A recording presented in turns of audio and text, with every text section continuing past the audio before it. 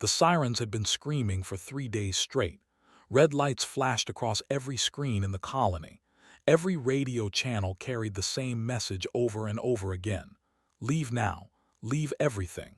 The zone is dead. Cole stood on his porch and watched the sky turn a sick shade of orange. The Cascade event had changed everything. The planet's magnetic field had gone wrong somehow, and now the northern continent was poison. Radiation storms rolled across the hills like angry ghosts. The air itself had become dangerous to breathe without filters. And worst of all, things had woken up from deep under the ground. Things with too many legs and too many eyes. Things that hunted. The colony leaders called them up. The scientists said they had been sleeping for thousands of years, buried in caves far below the surface. The magnetic shift had disturbed them. Now they roamed the zone in growing numbers, and they were hungry. Watched a transport ship rise into the clouds. That was the fourth one today. Soon there would be no more ships. Soon he would be alone. His neighbor, old Pete, had begged him to come. Pete had stood right where was standing now, his face wet with tears, his voice breaking. "She's gone," Pete had said. "Is gone. You staying here won't bring her back. All it will do is get you killed." Had not answered. He had just looked at the hill behind his cabin where a simple wooden cross marked his wife's grave. 3 years she had been in that ground. 3 years of him waking up alone, eating alone, working alone. This land was all he had left of her. Her hands had planted the garden. Her laughter had filled these rooms. Her dreams had built this home. He was not leaving. The evacuation officers came on the last day. 2 young soldiers in heavy armor, their faces hidden behind breathing masks. They spoke to him like he was a child who did not understand the danger. "Sir, you need to come with us," the first one said. "The zone has been classified as no human can survive here." Looked at them calmly. "I have survived here for 12 years. "That was before the Cascade," the second soldier said. "The radiation alone will kill you in months. And the creatures." "I know about the creatures." The soldiers exchanged glances. The first one stepped forward. "Sir, we have authority to remove you by force if necessary." Smiled. It was not a friendly smile. "You can try." He was not a big man, but he had spent over a decade working this land with his hands. His arms were thick with muscle. His eyes were steady. And there was something in his voice that made the soldiers hesitate. "We're trying to save your life," the first soldier said. "My life is here," replied. "My wife is here. Everything I built is here. I am not asking you to stay. I am not asking you to understand. I am just asking you to leave me alone." The soldiers stood there for a long moment. Then the first one shook his head slowly. "We'll mark you as deceased in the records," he said. "It's easier that way, paperwork and all." "Fine by me." They left, watched their vehicle disappear into the orange haze. Then he went inside and closed the door. The first night alone was the hardest. The colony had always been noisy. Vehicles, generators, people talking and laughing and arguing. Now there was only silence. A deep, heavy silence that pressed against his ears like water. He sat by the window with a cup of cold coffee and listened to the wind. Somewhere in the distance, something howled. It was not a sound any earth animal could make. It was deeper, longer, stranger. It made his bones vibrate. They were out there, hunting. Finished his coffee and went to check his supplies. He had been preparing for weeks, ever since the first evacuation warnings. Canned food, dried meat, water purification tablets, medicine. Enough to last maybe 6 months if he was careful. After that, he would need to find more. He also had weapons. A hunting rifle that had belonged to his father. A shotgun he had bought when he first moved to 7. A machete for clearing brush. He knew these would not be enough against Oa. The scientists had said their hides were like armor, but having weapons made him feel better. The next morning he began to work. He sealed the windows with plastic sheeting and industrial tape. He built a simple air filtration system using fans and charcoal filters. He reinforced the doors with metal bars. He was an engineer by training, and he had always been good with his hands. By the end of the first week, his cabin was a fortress, not perfect but good enough. He could breathe the air inside without a mask. He could sleep without worrying about the walls collapsing. But he still had to go outside. He still had to find food, gather water, check his traps, and outside they were waiting. He saw his first one on day 9. He was walking to the old research station about 2 miles from his cabin, hopping to salvage some equipment. The creature appeared on a ridge above him, silhouetted against the orange sky. It was bigger than he had imagined, maybe 12 feet long, not counting the tail. 6 legs, each ending in claws the size of kitchen knives. A head like a nightmare, with 6 glowing eyes arranged in 2 rows of 3. Its hide was dark gray, almost black, covered in thick plates that overlapped like scales. Froze, his rifle was in his hands, but he did not raise it. He knew it would not help.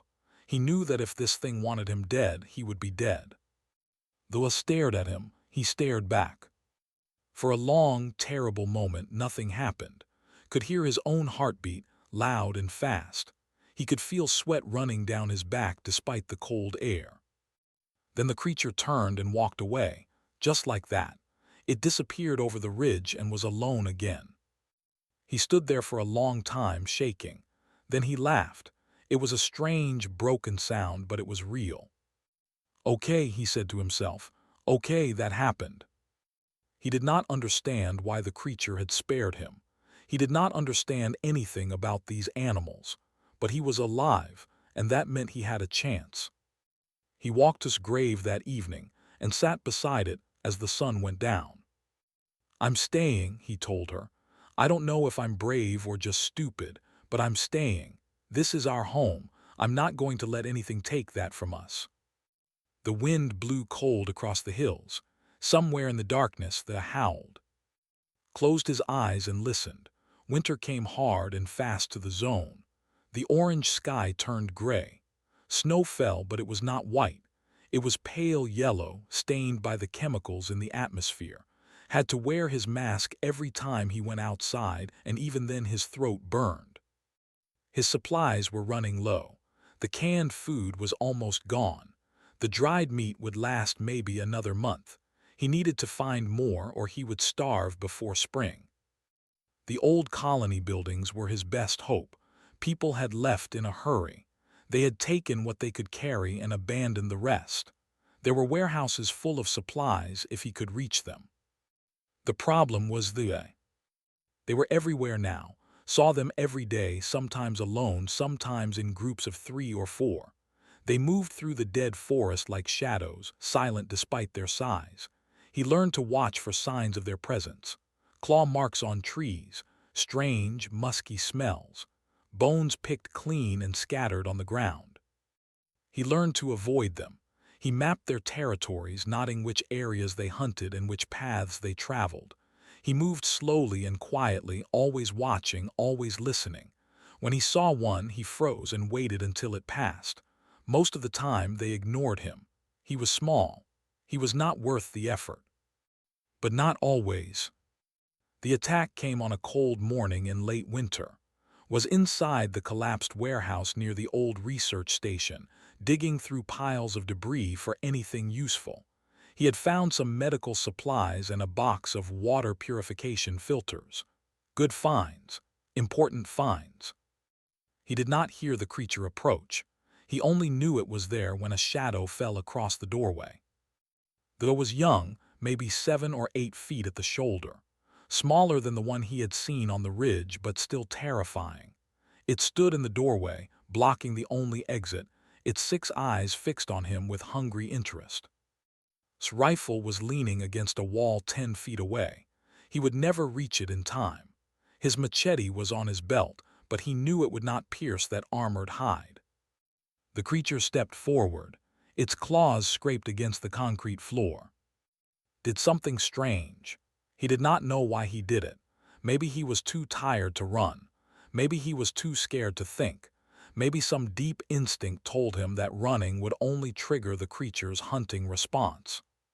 He sat down, right there in the middle of the floor, surrounded by debris and dust. He sat down, lowered his head, and waited. The stopped. Its growl faded to a confused rumble. It had expected prey to run. Prey always ran. This small, strange creature was not running. It circled him slowly, sniffing the air. Could feel its breath, hot and wet, against the back of his neck.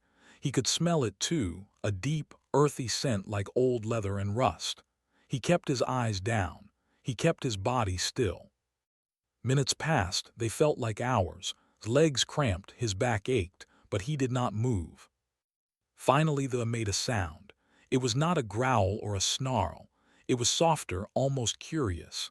Then it turned and walked away, disappearing into the gray winter morning. Sat there for a long time after it left. His hands were shaking so badly he could barely hold them still. When he finally stood up, his legs almost gave out beneath him. But he was alive again. He thought about that encounter for days afterward. He thought about it while he checked his traps, while he filtered water, while he lay awake at night listening to the wind. The creature had been hungry. It could have killed him easily, but it had not. Why? He started watching them more closely after that, not just to avoid them, but to understand them. He observed how they moved, how they hunted, how they interacted with each other. He saw them play, wrestling and chasing like puppies. He saw them fight, snarling and snapping over territory or food. He saw them care for their young, carrying the little ones on their backs and feeding them scraps of meat. They were not monsters. They were animals. Complex, intelligent animals with their own social rules and behaviors. Began to experiment. He left scraps of meat at the edge of his property, far from his cabin. Not much, just enough to attract attention. He rubbed the meat with certain herbs that grew in the hills, plants with strong smells that masked his human scent. At first, nothing happened. The meat sat there for days untouched. Then one morning it was gone, not dragged away by scavengers, taken carefully, deliberately. He left more. Again it disappeared. On the third week he saw who was taking it. A female, a large and with a torn ear and a patch of lighter gray fur on her chest. She approached his offering cautiously, sniffed it, and then ate it while watching the cabin with wary eyes. Stood at his window and watched her back. "Hello," he said quietly. "Nice to meet you." The female returned the next day, and the day after. Soon she was coming every morning, waiting at the edge of the trees until put out her food. She never came closer.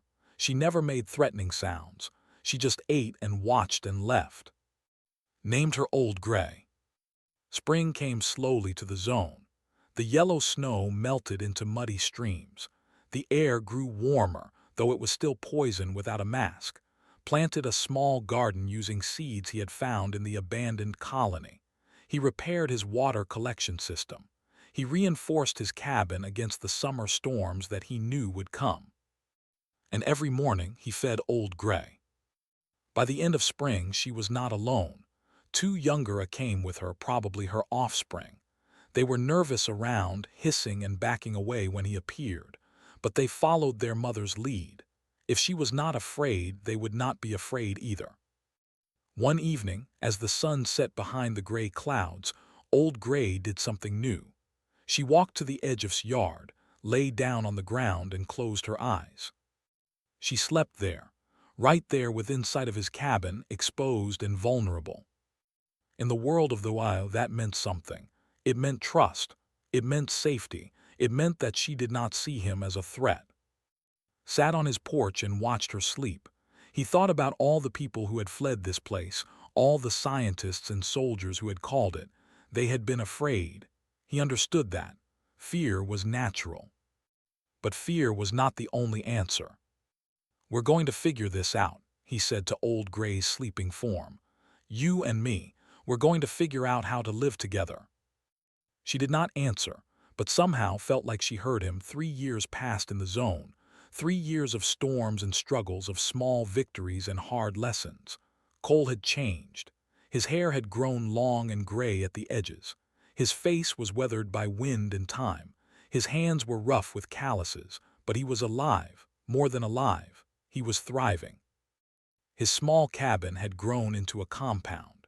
Solar panels covered the roof, collecting energy from the weak sun that filtered through the clouds. A water reclamation system turned contaminated rain into clean drinking water. 3 greenhouses, built into reinforced bunkers, grew vegetables and herbs all year round. He had even managed to keep a small herd of goats, animals that had been gene-modified to tolerate the planet's atmosphere. But the most remarkable change was not the buildings or the gardens. It was the creatures that surrounded them. Old Gray had become the matriarch of a pack. 7 lived in the hills around's compound now. They had claimed his territory as their own, driving away other predators and marking the boundaries with their scent. They slept near his cabin at night. They watched over his goats during the day, not to eat them but to protect them. In return, provided food, shelter, and something harder to define. He provided companionship. He had learned to speak to them in their own language. Not words exactly. They did not use words. They communicated through sounds that humans could barely hear, deep rumbles and vibrations that traveled through the ground. They used body language too, subtle movements of the head and tail that meant different things. Had spent countless hours learning these signals. He had made mistakes, many mistakes. The scars on his arms told that story.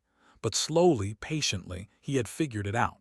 He could tell when Old Gray was happy or annoyed. He could read the playful mood of the juveniles or the watchful tension of the adults, and they could read him too. He was not their master, he was not their pet. He was something in between, he was Pack. Far away, in an office on a space station orbiting a distant world, Dr. Laura Vance stared at a screen with her mouth hanging open.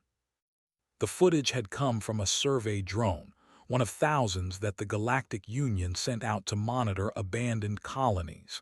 This particular drone had passed over the zone on 7, a place that had been marked as for 3 years. It was supposed to be empty. It was supposed to be dead.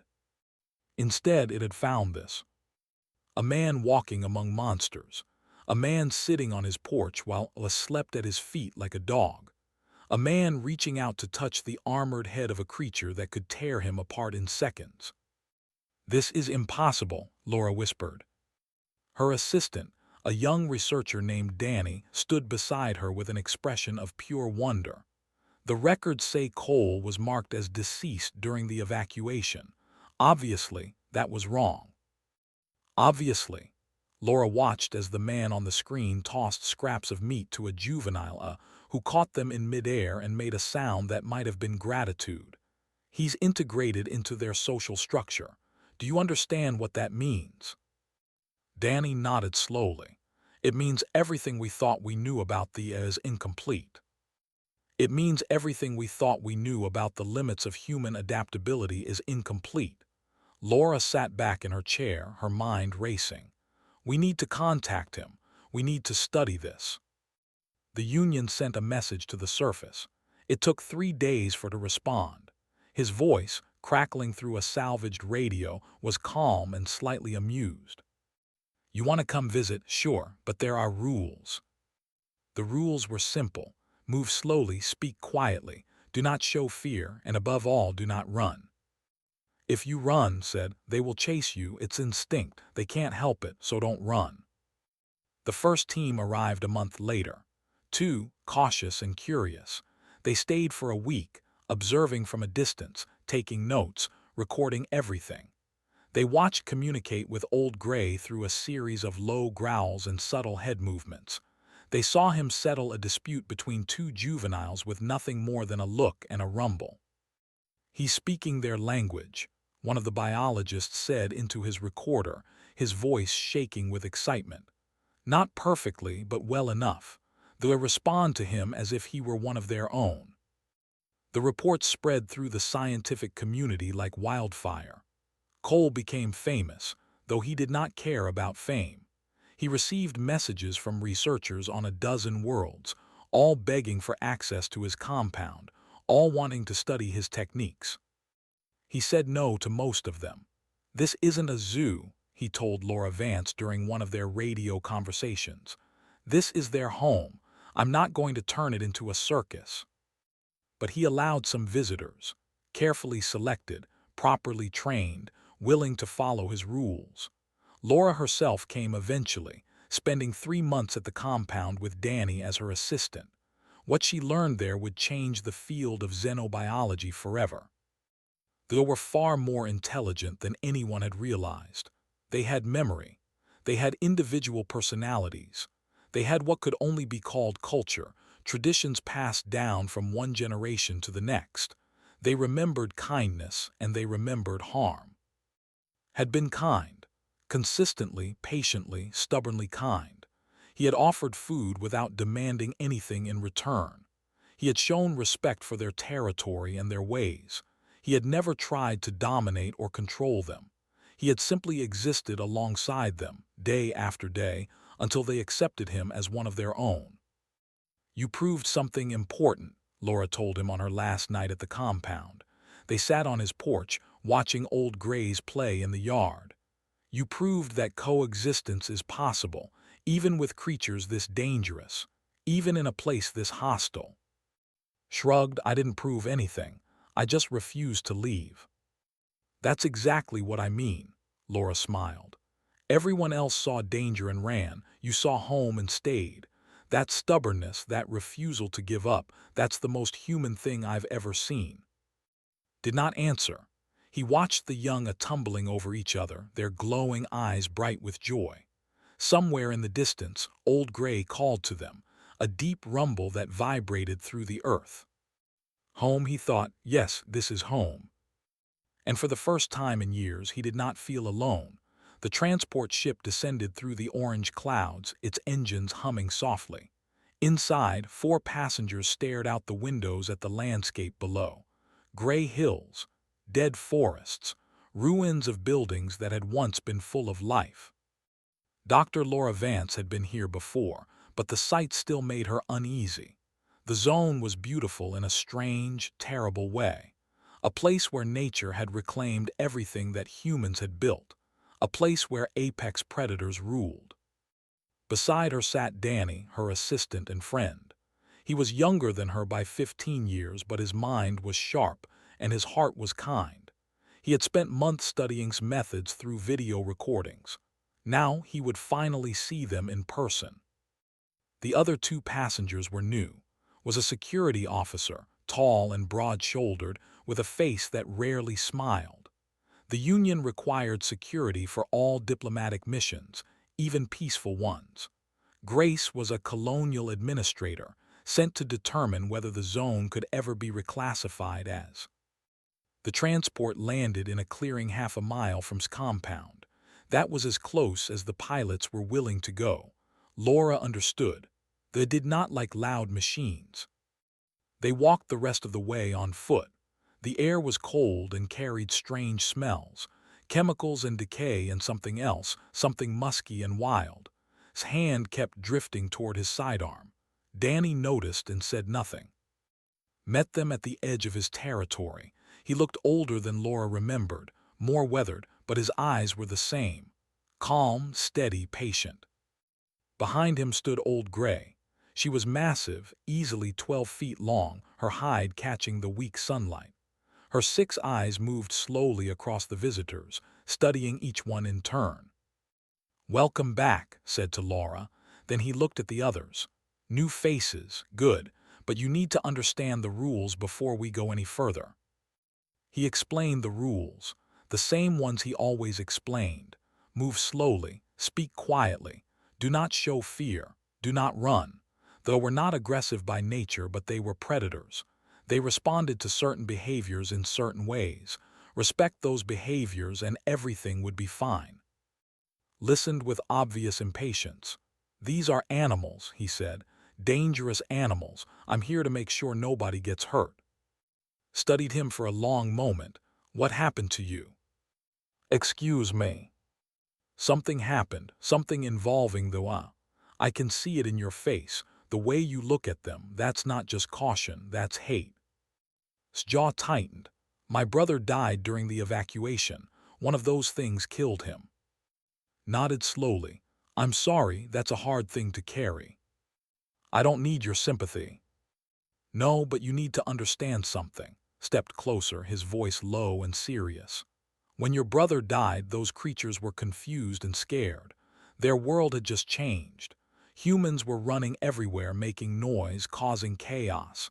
In that situation, any predator would attack. It's not evil, it's survival. You're defending them. I'm explaining them, there's a difference.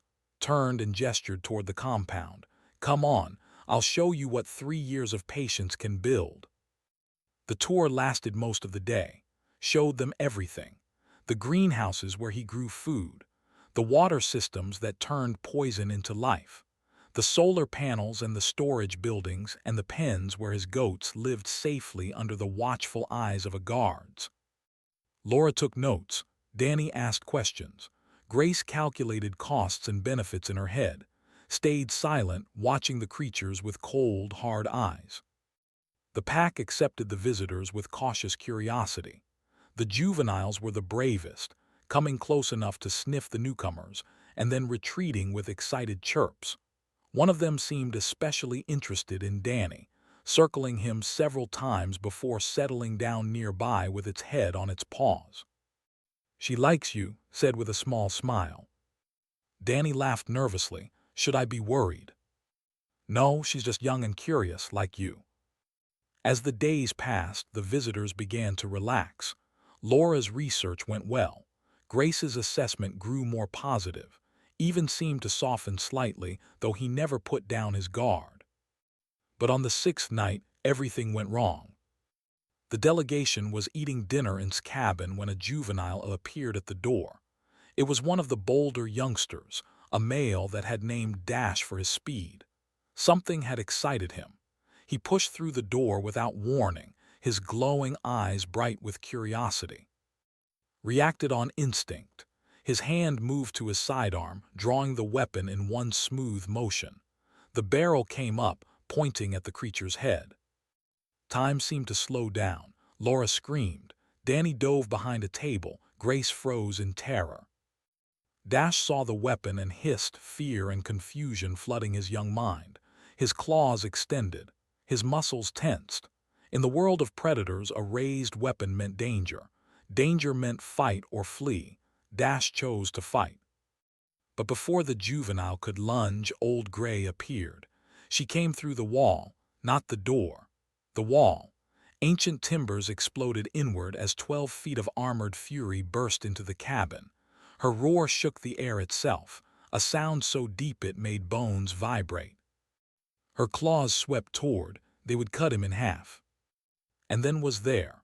Moving faster than a man his age should be able to move, he threw himself between an Old Gray, arms spread wide. The plasma bolt from his gun hit in the shoulder. Blood sprayed across the floor. He fell to his knees, gasping. But he did not stop. Even as the pain tore through him, he made a sound, a low, rumbling vocalization that seemed to come from somewhere deep in his chest. It was not a human sound. It was a sound, a pack leader's command. Stop, wait, trust me. Old Gray's claws stopped. They hung in the air, inches from his throat, trembling with restrained violence. Her 6 eyes fixed on, who knelt on the floor with blood soaking his shirt. My pack, said, his voice rough with pain. My responsibility, all of them, her, him, everyone in this room. For a long, terrible moment, nobody moved. Then Old Gray lowered her claws. She stepped back, her eyes never leaving, and made a sound that was almost like a question. Nodded weakly. It's okay, it was a mistake, we're okay. His gun clattered to the floor. His face was white. His hands were shaking. He looked at the creature that had almost killed him, at the man who had saved his life, and something in him broke. I'm sorry, he whispered. God, I'm so sorry. Did not answer. He was too busy trying not to pass out. Laura rushed to his side, pressing her hands against the wound, shouting for medical supplies. Outside, the other had gathered. Their voices rose in a chorus of concern and anger, and something that sounded almost like prayer. The crisis was over, but nothing would ever be quite the same. The wound healed slowly. Spent 3 weeks in bed, drifting in and out of fever dreams while Laura and Danny took care of him. The plasma bolt had done serious damage to his shoulder, burning through muscle and bone. On any other world, in any normal hospital, he would have been fine in days. Here, with limited medical supplies and contaminated air, recovery was harder. But he survived. Of course he survived. He was too stubborn to do anything else. Was recalled to the Union headquarters within a week. He left quietly, without ceremony, his face still carrying the weight of what had happened. Before he boarded the transport, he came to see one last time. "I could have killed you," said, standing in the doorway of the cabin. "I almost killed everyone." Was propped up in bed, his shoulder wrapped in bandages. Old Gray lay beside the bed like a massive, armored dog, her eyes tracking every movement. "But you didn't," said simply. "Because you threw yourself in front of that thing," shook his head slowly. "I spent 3 years hatting these creatures. I blamed them for my brother's death. I thought they were monsters, but you saved my life even after I shot you." And she stopped. "That creature stopped because you asked her to. She has a name, Old Gray." Almost smiled. Old Gray, right. He was quiet for a moment. "I was wrong about a lot of things, I'm sorry." Apology accepted.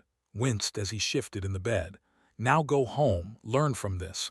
Maybe one day you'll understand." Nodded.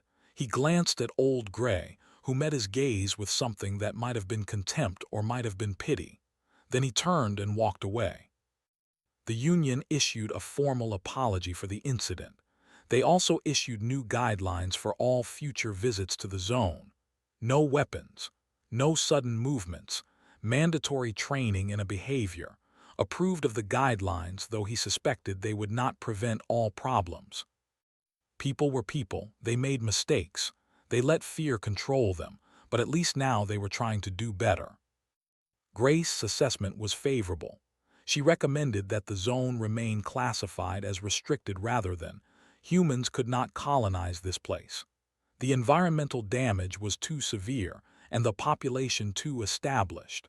But small research teams could visit, carefully supervised, with proper training. The zone could become a place of learning instead of a place of fear. Accepted this compromise. He did not want crowds, he did not want tourists, but he wanted people to understand. He wanted them to see what he had seen. The intelligence of their capacity for trust, their willingness to accept an outsider who treated them with respect. Years passed. Laura Vance became the leading expert on a behavior, publishing papers that changed the field of xenobiology forever. Danny stayed at the compound for 5 years, learning the language of subsonic rumbles and scent markers until he could communicate almost as well as himself. Other researchers came and went, each one carrying knowledge back to the wider galaxy. They adapted to these visitors. They learned to recognize the ones who meant no harm. The juveniles grew up knowing humans as strange, two-legged pack members rather than prey. Generations turned over. Old Grays had of their own. The fear that had marked the early days faded into something like comfortable coexistence. And through it all remained. He grew old in the zone, his hair turning white, his face carved with deep lines, his body bending under the weight of years. He never left. Not once. Even when the Union offered him comfortable retirement on a dozen different worlds, he refused. "This is home," he said every time. "This is where I belong." He visited Sgrave every evening, sitting beside the weathered cross and talking to her about his day. The garden she had planted was long gone, replaced by the greenhouses and water systems, but her spirit remained. He could feel it in the wind that swept across the hills. He could see it in the orange sunsets that painted the clouds. She was here, always here, and he would never leave her. Old Gray died in the 23rd year. She passed quietly, sleeping beside's cabin as she had done so many times before. Her children gathered around her body and made sounds that had no translation but needed none. They were mourning. They were saying goodbye. Sat with them through the night. He did not speak. He did not cry. He just sat, his hand resting on Old Gray's still shoulder, remembering all the years they had shared. In the morning, the pack buried her. They dug a grave in the hillside near Cross, working together with their powerful claws, and they laid her to rest as gently as any human could. Said a few words, though he knew they could not understand them. Then he made a sound, the deep, rumbling call of a pack member who has lost a leader.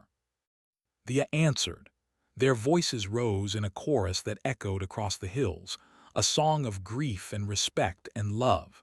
It was the most beautiful thing had ever heard. He died 8 years later. He was 71 years old, tired but content. He passed in his sleep in his own bed in the cabin he had built with his own hands. Old Gray's daughter, a female named Storm, lay curled beside him, her warmth keeping him comfortable through his final night. When the morning came and he did not wake, Storm raised her head and called to the pack. They came from every corner of the territory, gathering around the cabin, their voices blending into a single, mournful song. They circled the building for 7 days, never leaving, never eating, their eyes fixed on the door. The humans who came to collect his body found them there. Dr. Laura Vance, now old herself, supervised the funeral. She made sure was buried beside, on the hill that overlooked everything he had built. A memorial was erected at the edge of the zone, simple words carved into stone. Here lies Cole.